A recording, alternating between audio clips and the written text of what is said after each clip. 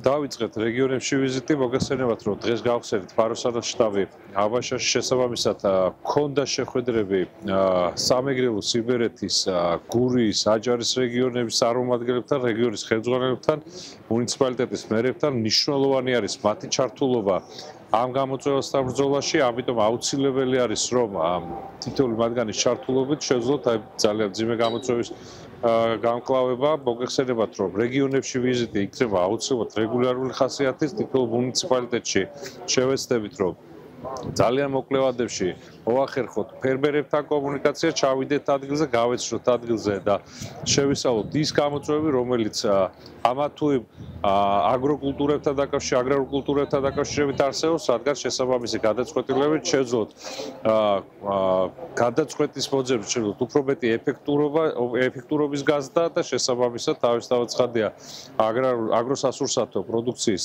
ზრდა არის ერთ-ერთი მნიშვნელოვანი ბაზა ქვეყნის ეკონომიკის განვითარების, ქვეყნის ეკონომიკის ზრდის, რომელიც შესაძლებლობას მისცემს იმ ტენდენციების შენარჩუნებას, რომელიც ქვეყანას გააჩნია ეკონომიკურ დასთან დაკავშირებით. გარემოს დაცვისა და სოფლის მეურნეობის მინისტრთან ერთად რეგიონში სხვადასხვა მიმართულებით შეხვედრები გავმართეთ.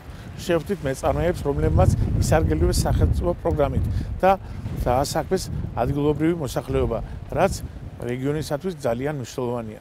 რაც შეეხება აზიური ფაროსანასთან ბრძოლას, ამ მიმართულებით დაგეგმილია მასშტაბური სამუშაოები, რათა მინიმუმამდე შევამციროთ ზარალი სოფლის მეურნეობაში. ჩვენი ადმინისტრაცია, მერები, სოფლის წყუნებულები მაქსიმალურად ჩავერთვებით პროცესში. ასევე მნიშვნელოვანია ხილის ხელშეწყობის სახელმწიფო პროგრამა, რომელიც ძალიან კარგი შესაძლებლობაა ჩვენი მეთხილე ფერმერებისათვის, რათა მათ მიიღონ სასუქები, პესტიციდები და გაუმჯობესონ მოსავლის ოდენობა და ხარისხი. შეღავათიანი აგროკრედიტის საშუალებით ავაშენეთ თხილის გადასამუშავებელი საწარმო, რომელიც დაახლოებით აწარმოებს წელიწადში 1500-2000 ტონამდე თხილის წარმოებას.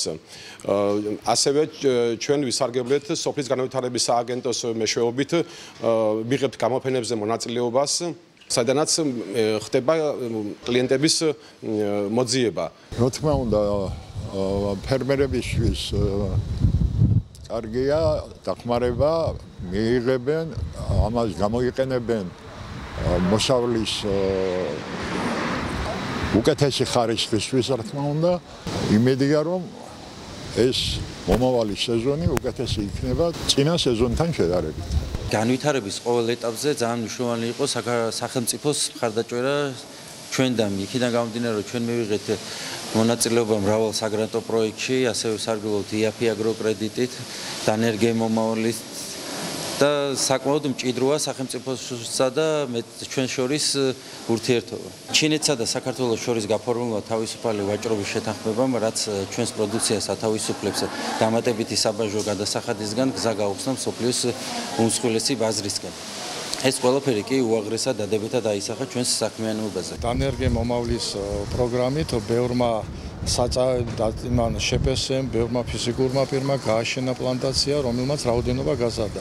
დღეს მდგომარეობით სადღაც 7000 ტონა მოდის, რომელიც ფაქტიურად იყიდება და თითქმის ასევე იმპორტიც ხდება რა, იმ დონემდე გახდა მოთხოვნადი ეს დაფნის პროდუქტი. ფასებმა საგნობლად მოიმატა, თითქმის თხილის ფას გაუსრო და ასე რომ ხედავს მთავრობა, რომ ეს მიმართულება ძალიან პერსპექტიულია რა.